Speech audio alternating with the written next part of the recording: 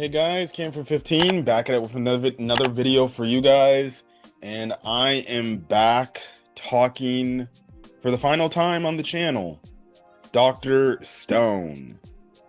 Today we got the final episode of Dr. Stone and its greatness, so there will be no more Dr. Stone greatness going forward. Now you just have to go back and rewatch the series from beginning to end, which I think like with My Hero Academia, I'll probably do the exact same with Dr. Stone. To go back, rewatch it from season 1 to season 4. And yeah, man, I enjoyed the ending. It was a good ending. It was a good ending. I don't know if when the manga was going on and then this ending happened, I don't know how the general consensus of the ending for Dr. Stone went for people, and how the series ended and everything, but it ended off in a way that, hey, they kind of basically set the stage for the future. And then essentially, you also do tie up some loose ends and things like that. And yeah, now I can perfectly see it where some people, again, may have been disappointed about the Y-Man reveal being the actual petrification devices, and then the resolution, which let's get into it now. So if you remember from last week, basically Senku asked Y-Man, or the main petrification device, like, hey, I've come to bargain, Dormammu, blah blah blah blah blah blah, let's make a fucking deal, right? So they're like, all right. So basically, all the petrification devices, they make this platform for Senku, and then two, they also surround Senku in like this, case and everything of just petrification, and it's blocking out any signals or anything, so they can't really hear what's happening. Now, there was one part in Senku's answer where they don't. He speaks something. He tells something to the petrification device. We don't hear what he said. Whatever he said, whatever. Anyways, lo and behold, the petrification device is like, okay, let me take your shape and your size, right? Now, at first I'm thinking like, oh, this thing's gonna, what, look similar to that of Senku? No, it was just a big, gigantic ass skull head, I guess you can say. And basically it lit, a petrification beam to show like its mouth and its eyes and everything. So basically, what Senku said is like, hey, why not just collaborate with us? Why not don't do the petrification stuff? Hey, we can do this plan to see, which is him hinting at the time machine, which I think is probably what he was saying, what he told them, that silent thing to keep it hidden for the end of the episode.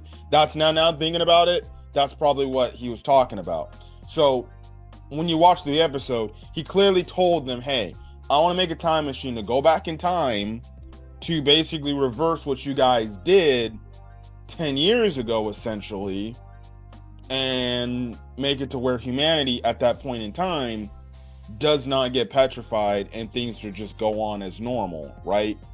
Now, when the petrification beam heard that, or the petrification vessel heard that, they're like, the fuck? You crazy? And it gets to the point where Kohaku's wondering, like, yo, is Senku gonna be alright in there?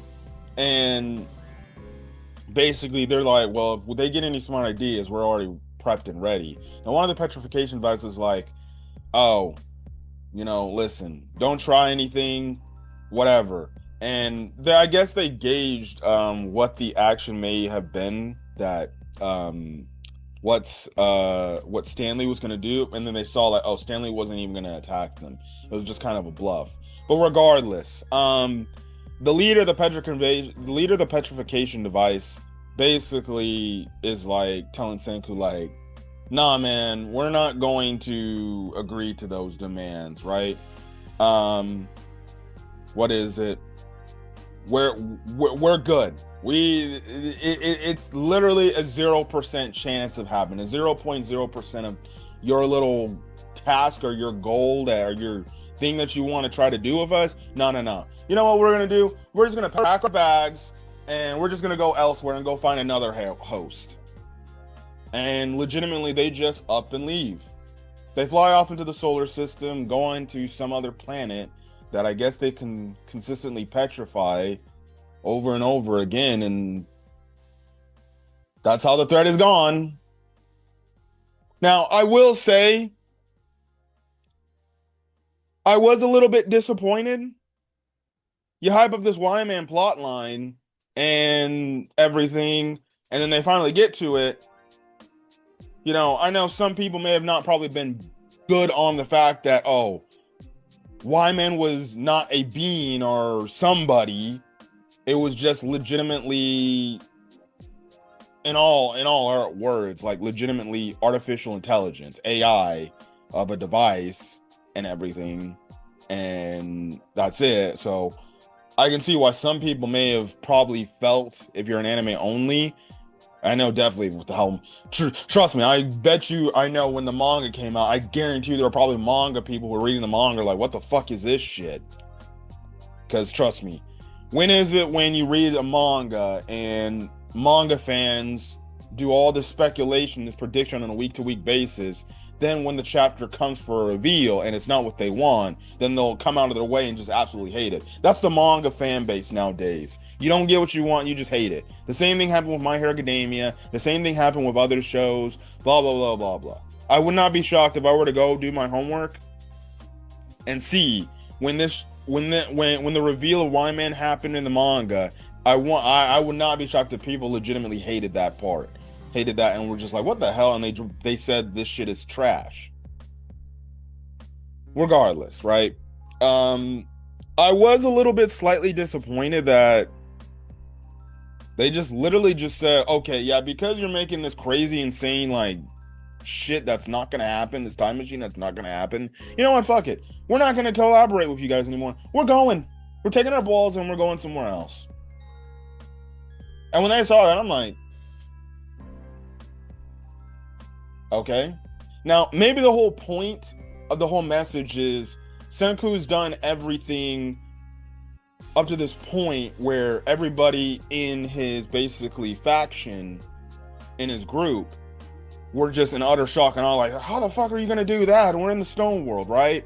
And then he ended up actually building it and making it and doing it. Right? So maybe it's like a thing of like, oh, these petrification devices don't believe Senku can do it. Even though he's got this far up to this point. They basically reverted back to damn near the Stone Age. And with him, even with the help of him and his friends, they were able to make a damn rocket ship to go to outer space. And they don't have the best of technology. So I think that was the whole message of there. While the petrification device was like, oh, hell no. Yeah, our records say that 0.0% chance of happening. Okay, fine. You're crazy. We're getting the hell out of here. I don't know why you don't want this eternal life shit, so fine. We'll just go find another race to go be that. Which is crazy. Now, you do have one petrification device that does stay with them. And she's like, listen, I understand that even though the chance is 0.0% chance of happening, guess what? It don't matter. I want to see this, come to fruition and, do it, right? So they're like, all right, yeah, you can come right ahead. So they put her in that capsule thing, which actually preserves her, and keeps her basically alive instead of like killing her, because obviously, as you remember, petrification devices that go to Earth, they basically, due to the oxygen, they basically die. So keeping her in this capsule keeps her preserved. So they basically go back to the shuttle. They get back into the spaceship and everything. And basically the mission is at hand. They saved the day. They got Wyman has been defeated, even though technically Wyman just left. So that there's that. So now that makes it to where like, okay, the threat is legitimately never gonna happen, which also answers my question of like, okay, how are you gonna make it where Wyman's not a problem in the future? To where it's like, all right, I'm just gonna petrify this guy petrify these dudes because that Senku guy's gone. They just upped and left, right? And where they went, who knows? They just found the next new life form, whatever they found. So, you know, you get that whole thing there. So they do get back. Kohaku does talk about how amazing and how insane that was. And then the petrification device does ask about, like, why do you guys not want to do, eternal life? Like, why would you not want what we're offering? And Senku basically replies like, well, it wouldn't make life exhilarating. Like, what's the point in always staying, which I mentioned earlier in last week, it's like, what's the point in staying alive for a long ass time? Eventually you're gonna get bored. It's gonna be, you're gonna go insane, literally, because it's like, well, yes, it's great to live, but at the same time, there's always, the beginning of life and then the end of life. And 9 out of 10 times, at some point, you're just gonna be because you'll go, even though like these things clearly can heal cancer, certain diseases and stuff like that. At the end of the day, it's like, well, if it's probably something that will take you out of your misery and just do it, it's better to, hey, just let natural life just take its course and let it happen, right? And I think that's what Senku was trying to say to the petrification device, saying like, listen, yeah, it's great to have, eternal life, but why have eternal life? Like, what's the point? Like, especially the fact that we grow old, right? So what's the whole thing of like, our humans grow old, and then once you're old, it's like you get petrified because you're on your deathbed, right? And who's to say you get petrified? You get unpetrified. Maybe you have a few more months to live because maybe the petrification like legitimately helps you a bit. But regardless, like, it's not to keep you alive forever. If anything, you may have just like 10 minutes to live after you get unpetrified again. So it's like, for somebody, like, why would you want that? At that point, you just be like, you know what? Let me move on. Let me live the rest of my life. Let me pass away peacefully. And let me go into the next world, whether you believe in an afterlife or not, right?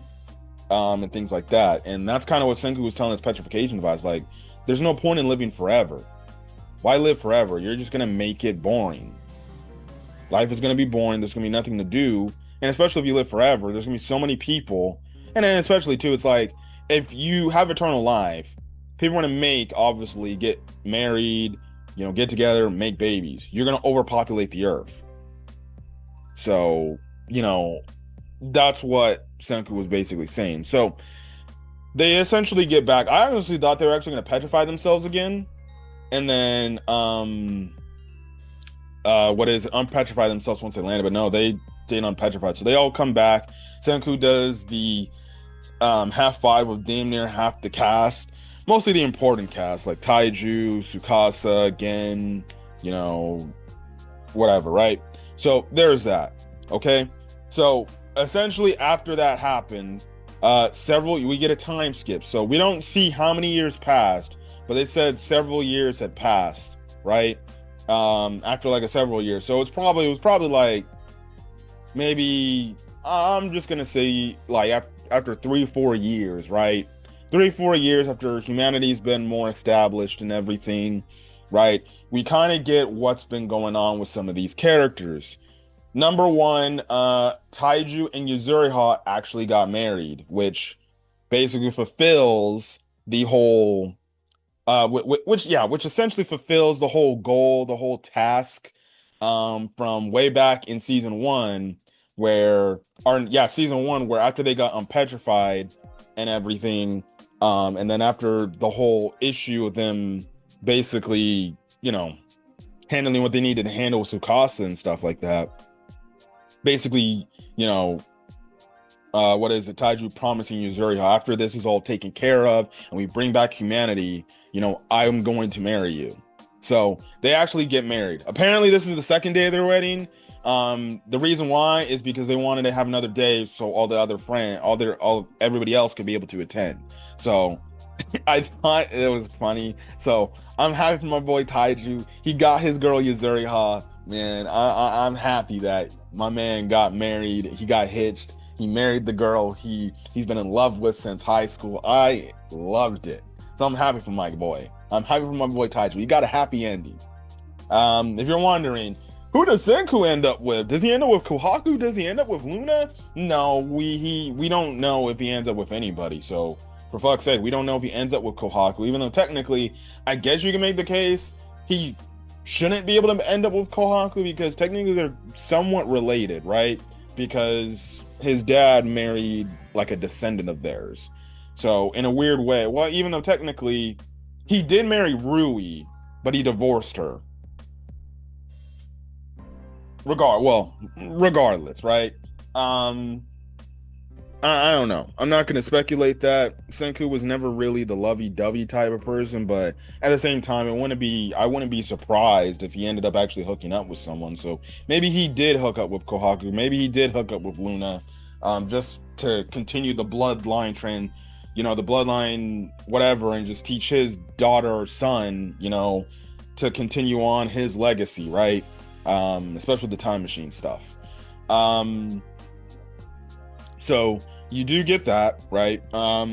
We find out Gen is actually kind of like a guy, I guess you could say like a government peace officer type of treaty thing, because even before all of this and everything, you have it to where Francois and then Suika picks him up, all and everything, right? So there's that, and then he's basically talking, and we kind of see what's been going on. Ryusui is basically now the head person of his family corporation now, and he's actively building things that used to have humanity back. So it looks like he was building the Golden Gate Bridge because they showed him looking to build a bridge. It looks like maybe he's trying to rebuild the Golden Gate Bridge, and things like that. So you do have that. You do have what is frick our sniper guy, frick. I forgot his name. Ukio. You have Ukio. He's basically kind of like a delegation, dude, where he's making sure that all the countries are basically all allied and everything in this world, and there's nothing going wrong. Tsukasa, we kind of find out, is basically kind of like, I want to say a hitman, but he's like the guy that goes around if there's any issues, since obviously you bring back humanity, there's going to be some people that have problems and still are a little bit on their evil ways. They just basically tell Tsukasa, like, hey, come over here, stop these dudes, and blah, blah, blah. But I guess these people are so fearful of him, all he has to do is raise a hand, like he's saying, hey, what's up? And these dudes get scared. Like, he literally comes onto like a village, they're like harassing this guy. He shows up, boom, there's that. Obviously they have a police force. They have a police force, and then what is it? The two villages, Kurasame, and then the other guy, I forgot his name, right? They're also part of the police force as well, which is funny because the dude now, he's basically, because he's hot, right? Girls are attracted to this guy, and he's like, hey, so let me take you little minks over somewhere else and we can chit chat. And then I'm like, what the hell, bro?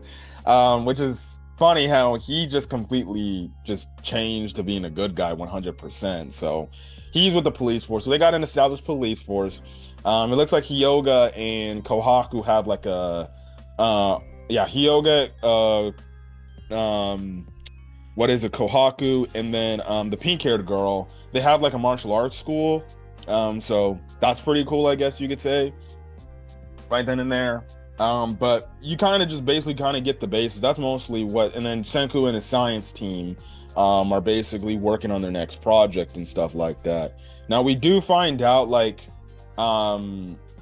Tsukasa actually brings up the fact that about the atrocities that they did in the past, right? And basically they're saying, well, once basically there is like judicial law established, like he basically makes a mention, like him, Hyoga, and from what I remember, I think he also said Zeno. They do want to serve time for what they did, because they did because they do mention, Tsukasa does mention, like, we basically have blood on our hands. We actually killed some people, and we actually hurt people. So if anything, we should do the time to do it. Now I think Ukio makes a mention, like, I think Senku will just let that slide. Which, it's I still respect the fact. I still like the fact how Tsukasa actually wants to repay the favor, or repay, or just basically do the time for what he did back in season two, or end of season one into season two, by damn near almost killing Senku and his group because of his beliefs. And the same goes for Hyoga and everything, and Seno and blah blah blah blah. Oh, and then I also forgot to mention, along with Taiju and Yuzuriha getting married, they actually made a clothing store, which makes sense because obviously Yuzuriha is actually good at making clothes, actually. And we also actually do see Tsukasa's younger sister. She is now grown older because several years have passed. So now she's older. She still looks like she probably looks like she's maybe like, I would say 12 or 13 going into like her teen years. And stuff like that. So maybe that. Also, too, we did see Nikki. It looked like she was like, I guess, in school or something, maybe like doing college or something, like, I guess, at the first established college they got. I have no clue, because it looked like she was going to school or something. That's what I'm just saying. But it was cool to see that, right? So most of that. So they go on. To go check on Senku, who wasn't at the wedding, right? And they basically bring the cake and everything. And you just have to where obviously Taiju is just super happy, and then obviously it's funny because Yuzuriha does use the word. Senku's like, "Oh, you big oaf." I'm just like, what the hell, bro? They walk in on Senku, and basically they're like, "Senku, I finally got married. I made this cake for you and everything." And he's like, "Oh, really? Okay, well, I'll when I'm done with the project, I'll have to properly I will have to properly congratulate you guys and celebrate with you guys and everything, right?" So basically, also too, we thought there was like one scene in this whole thing in the science lab where one of the Medusas was destroyed, and they're like, "Wait, you destroyed the Medusa already?" And they're like, "Oh no, this was an older model. This was an old one from back then, right?" So, but yeah, the same Medusa that they got from outer space that decided to stay with them is still alive. And then we find out that the whole science project that they're making is a time machine. I also forgot to mention in the wedding scene too, Kohaku does ask Ruri, like, "Hey, question. What's the whole what's the game plan, right? What is the whole thing? When are you and Chrome gonna finally settle down, right, and get married?" And it's funny because Luna was listening. She's like, "How can I seduce a scientist to fall for me, right?" So there, you get that whole thing right then and there, right? And Ruri actually confirms that Chrome at the wedding did say he does want to marry Ruri, but after they're done taking care of the science project. Which I'm like, bro, at this point, you might as well just fucking marry her and do that.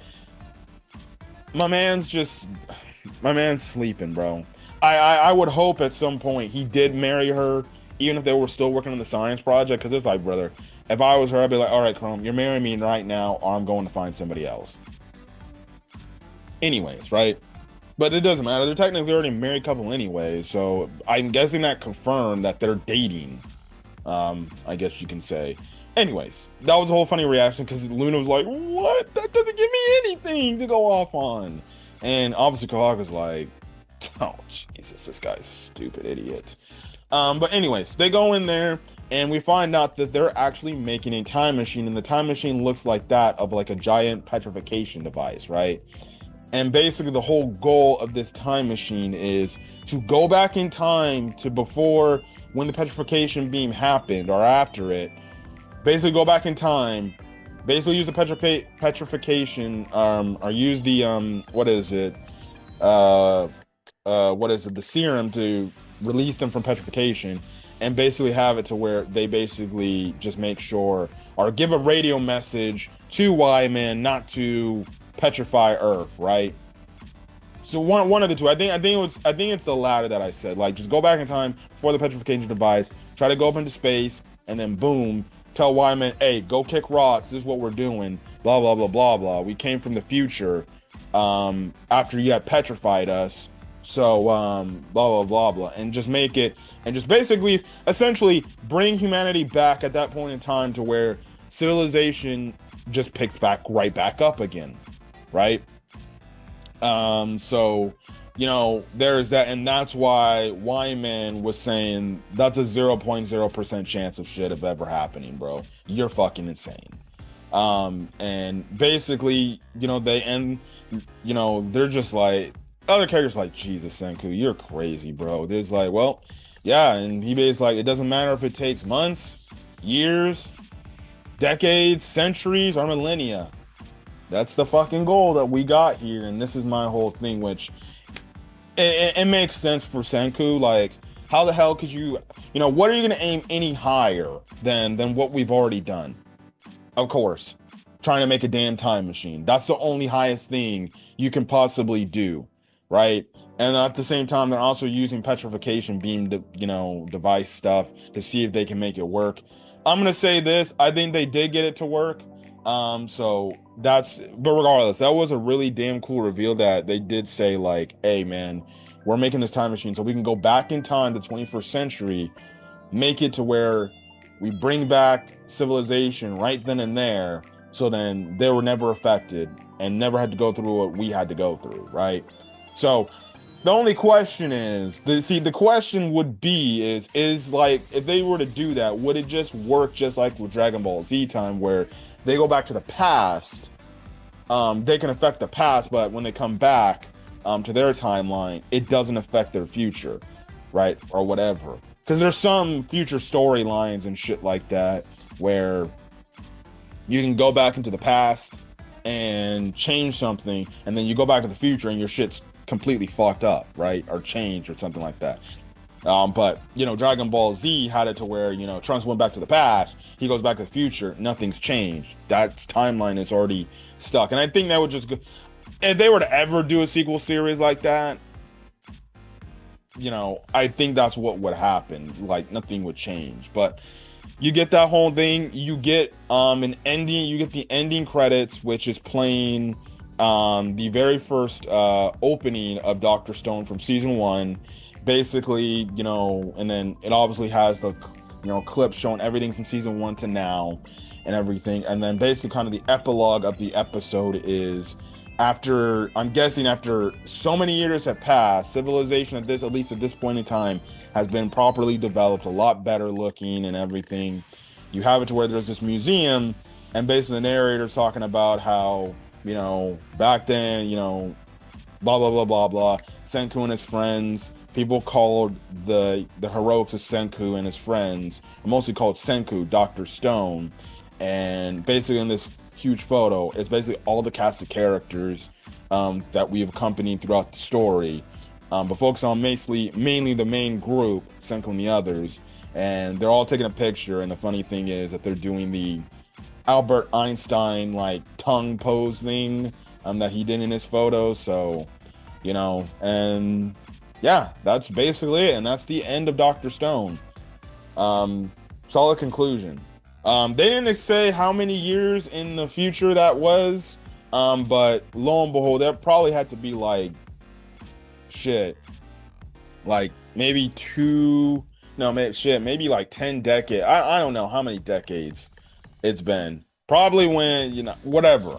For all we know, maybe when Senku and the others are just old individuals right now, because we actually don't see any of the characters at that point in time, unless this is like fucking maybe another 100 years down the road, right? Another maybe 100, 200 years down the road or whatever. But regardless, Dr. Stone was a very fun watch on a week-to-week basis. Just seeing Senku just come up with these inventions that had his friends all shocked, like, how the fuck can you do that and everything? And then from beginning to end, this was one of those animes that from beginning to end was just a very satisfying and fun watch to watch on a week-to-week basis every Thursday. And man, it was freaking good, and I enjoyed this show from beginning to end. This is somebody who I didn't watch the show when it first came out. I watched all of season 1, and then I watched from season 2 on. Now, obviously, if you go back on the reviews and everything, I was lackadaisical with, certain seasons. I think the inner season, definitely like that season 3, I definitely was lazy about that. But every time I talked about it, whether, I know this half of this season 4, I didn't have my co-host that we typically did, but I 100% enjoyed it and everything. So, there is that, right? I definitely did like it. I definitely did enjoy it. It was really damn good. Really damn good of a show. Um I 100% can't wait to see, whatever next new anime that I get, but I'm just it's really good. Really freaking good that the show is now coming to a solid end. It's honestly an ending that, hey, I'm happy about. I don't need a special OVA episode or anything. And I don't know if the author maybe did some sort of, epilogue chapter or something like that that kind of goes in more depth with the characters. Did they complete the time machine? Like, we don't even know if they did complete the time machine and if it did work. I'm just going to say it probably did, because they always found a way to do it, everything, and make something happen. So if we do get an OVA episode that kind of establishes what they actually did, and everything, then that would be cool. But honestly, I don't really need an OVA episode. This is a solid beginning to end, and everything, and it is a really damn good anime and a solid watch. So, yeah, I will be going back to watch Dr. Stone from beginning to end, at some point. And things like that. But yeah, but if you guys like the video, leave a like, put in the comment section your thoughts, hit that subscribe button if you want to get more anime content, and put in the comment section your thoughts on Dr. Stone as a whole. Did you enjoy your time with it? Did you not? Did you not like the ending, the way this episode ended, and things like that? And then just put in the comment section, what are your favorite moments, or what is your favorite moment from Dr. Stone as a whole and everything? But another end of an era has happened. We got My Hero Academia that ended, bro. Fire Force ended, and now Dr. Stone ended. So all these damn shows are ending soon, and then with 2 more movies of Demon Slayer left to go, then Demon Slayer anime will be done. Like, fuck, bro. These like new gen animes are now all coming to a freaking end, bro. All coming to an end. Insane, man. Absolutely insane. But again, like I've said it before, like I said in My Hero Academia reviews, all good things must come to an end. But I'm MacGyver. Catch you guys in the next video. I will see you guys on the next anime review. Till then, guys, peace.